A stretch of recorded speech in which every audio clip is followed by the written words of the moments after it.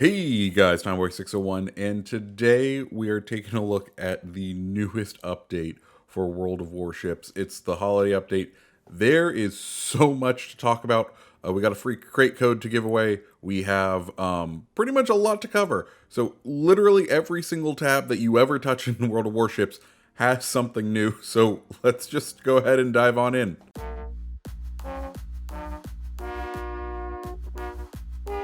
So, like I said, guys, each tab has something new. I'm first going to go ahead and hit into the play tab, and here is our wonderful harbor. We're back. We're no longer in Japan.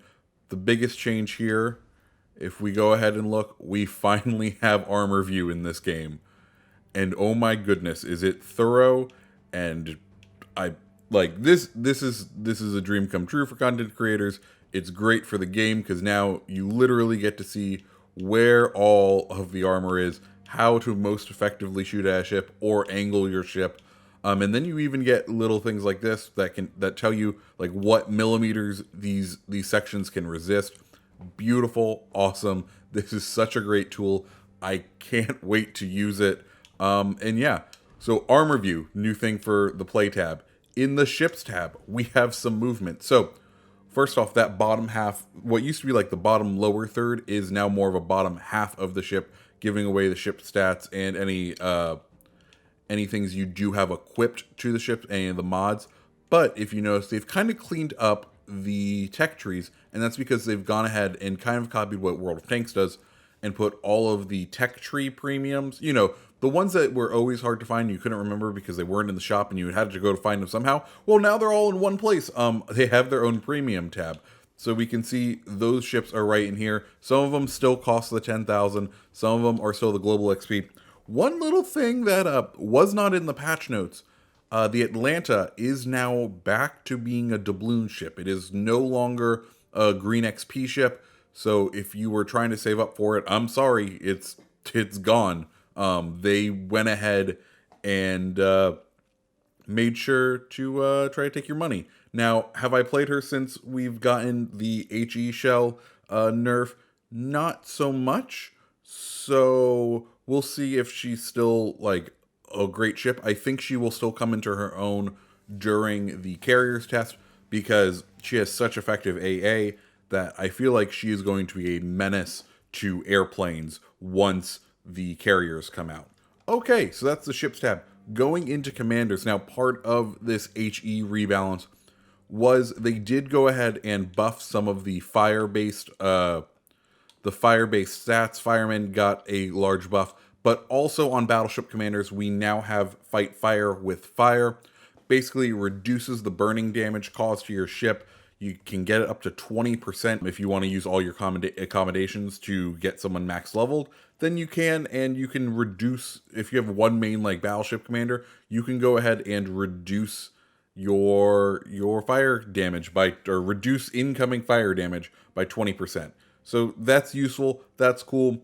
Those other two things, I was playing in the Iowa earlier. I was not catching fire as much as I used to. So I definitely think these nerfs might not be too bad. I haven't played a cruiser yet, but it felt okay in the battleship. I was still catching fire every now and then. I had a Wichita shooting at me, and I was still being caught on fire consistently. So I think they may have struck an even balance. I'll still have to kind of play in the Wichita or play in one of the like Atlanta or one of the other fire starting cruisers, and I'll go from there. Campaigns and missions. So we have this update's big old campaign, and big thing with it, 2 premium ships in for Admiralty backing. First, we have the tier 4 Yuhagi, and there she is right there. Nice little Japanese cruiser at the halfway mark, and then at the very end at I think it's 100 if I recall correctly.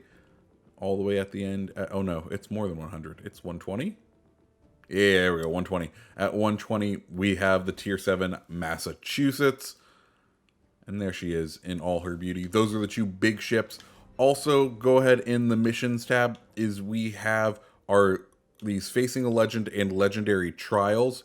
Legendary Trials updates, it looks like every day. So you're going to see a lot of legendary ships. Earlier, I played a match where I was literally the only tier 7 in the game, and everyone else was legendary. But new missions to earn the event currency. I think it's Frost coins. Is that what we're calling it now? To earn icebreaker coins, not frost coins, icebreaker coins. You'll go ahead and earn icebreaker coins with this, which are important for the event. We'll get into that once we get over to the store. But here's some places you can go ahead and earn those icebreaker coins. Also, the current challenges and progress for the campaign overall. Missions don't seem to be too bad, which is nice. And then you have your standard dailies and all of that good jazz. Over in the Bureau, we do have a new limited time project to get some great permanent camos for the ships, for a couple of ships. They're all frost camos for Edinburgh, Scharnhorst, and the Duke of York battleship. So if you have those ships or you like those ships, apparently these are some of the coolest camos on the PC version coming over here for this limited time event. It is literally only for this update, so if you want these, you should probably go ahead and switch immediately over in the Bureau in order to get these rolling. And that's what we have in the Bureau. Now, the store tab. First off, big update with the store, or kind of gift for the store. The free crate also comes with a Santa crate this time of year, which is kind of nice. Speaking of free crates, I'm going to go ahead and put the code for the a Secret Santa 20 container up right now. Just have to go to wowlegends.com/code redeemer in order to get it. The code is going to be 04DC7BJ8FK. Once again, that's 04DC7BJ8FK. That'll get you a free Santa 2020 container. Not one of the new ones, but hey, it's still a free crate. Big deals in the store going on right now. First off, you can get a year of premium time for $40 if you really like this game, and you don't play the campaigns often. I would say that's kind of a deal. I haven't bought premium time, but through campaigns and drops, I've managed just to keep a supply of like 30 days of premium time. So I don't know if you really absolutely need to buy premium time. It is something that is probably nice to have just in case they kind of change the drop rates on premium time.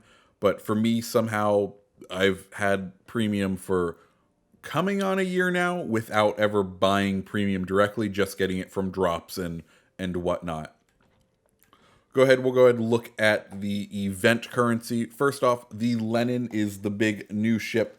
If you go ahead and complete all the campaign and complete every single of those legendary tier and tier 7 challenges to get icebreaker coins, and then also open up a ton of Secret Santa crates, and then also maybe buy some other things, you may be able to afford the Lenin by the end of the update. So what I'm saying is, unless you want to spend real money, you're probably not going to be getting the Lenin for 25,000 icebreaker crates. Also in the shop is going to be 3 of the legendary tier rentals: the Conqueror, the Worcester, and the Gearing. Conqueror being a British battleship, if I'm familiar. Yes, Conqueror is a British battleship. Worcester, while sounding like a British battleship, is actually an American light cruiser, the legendary tier. Look at those beautiful things. I kind of want to rent it just to see the firing angles, because it is kind of like an AA cruiser, so this will probably be very effective once carriers come out. But look at the fire angles, because those turrets can go like all the way vertical. I kind of want to see if Wargaming will let us fire them completely vertical. And then finally, we have the Gearing, which is another American destroyer. Think of a even more souped up Fletcher. That's what you have. Then we have the Super Santa and the regular Secret Santa crates. I'm going to go ahead and read the drop rates. So Secret Santa 21 containers, the drop rates are going to go ahead and be for Santa 21 camos, you have a 39% chance. You have a 20% chance of 6,000 global XP, a 20% chance of 4,500 credits, a 10% chance of 2 days of premium time, a 10% chance of 2 promotion orders, and then we have basically the rest of it, which equals, I think, 1%. So you have a 1% chance of getting a premium ship. You have a 0.36% chance of getting the Oleg, a 0.21% chance of getting the G101, a 0.21% chance of getting the Arkansas, a 0.1% chance of the Marblehead, and a 0.1% chance of the Gremaski, and a 0.01% chance of getting the Mutso. Also, so small it's not even technically a percentage chance. You could hit the super prizes. Super prizes for the Secret Santas be 75,000 global XP, 50 promotion orders, 3 insignias, 90 days of premium account time, or 10,000 doubloons. And then the Super Santa drop rates, which are like the air quotes better ones, the ones that will cost you some real money. All of them, you will always get 250 icebreaker coins. So this is kind of how you get additional ones if you're trying to go ahead and buy the Lenin. But you have a 25% chance of getting 21 Santa camos. You have a 21.9% chance of getting 10 promotion orders.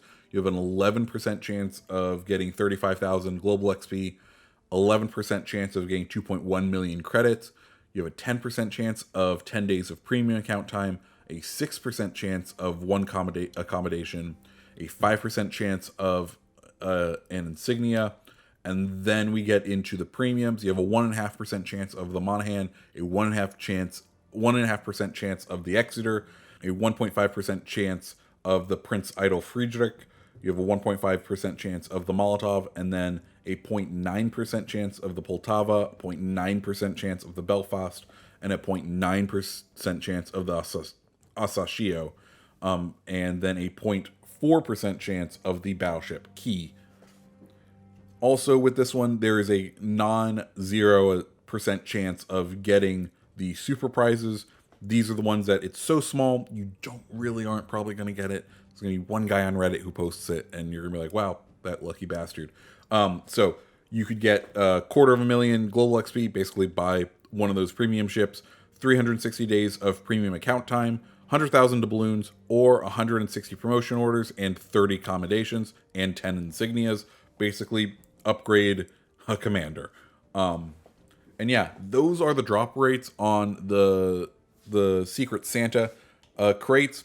Also, in this tab, we have the standard Commander XP, promotion orders, insignias, challenges, and then the camos. And you can buy last year's crates with the icebreaker coins. Over in the premium tab, we saw that good sale. And then over in ships, there's a big old sale going on for the ships. A lot of the premiums came back. So if there was a premium you had your eye on, now may be the time to go ahead and scoop it up. And yeah, not everything is on sale, but there is definitely a large selection to purchase if you want it. And guys, that's the update. Oh, one other super cool update that they gave us was when you're in game now, they kind of did a UI pass. So first off, the rings are very clear for newer players on what is your spotting ring, what's your range. But now, if you press the start button, you have all of your ship's stats there, which is super helpful because if you forget what your air spotting range is, and you see that there's a plane up, you now know how far away you have to stay if you don't want to be spotted by it.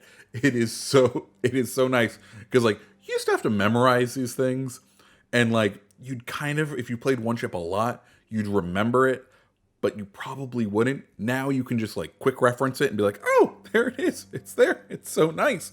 Yeah. So guys, that's this update. That's the winter update for World of Warships Legends. Lots of stuff. Definitely good. I can't wait to get back in and playing. Guys, if you like this video, go ahead, hit the like button, hit the subscribe button, and I hope you guys have a great rest of your day.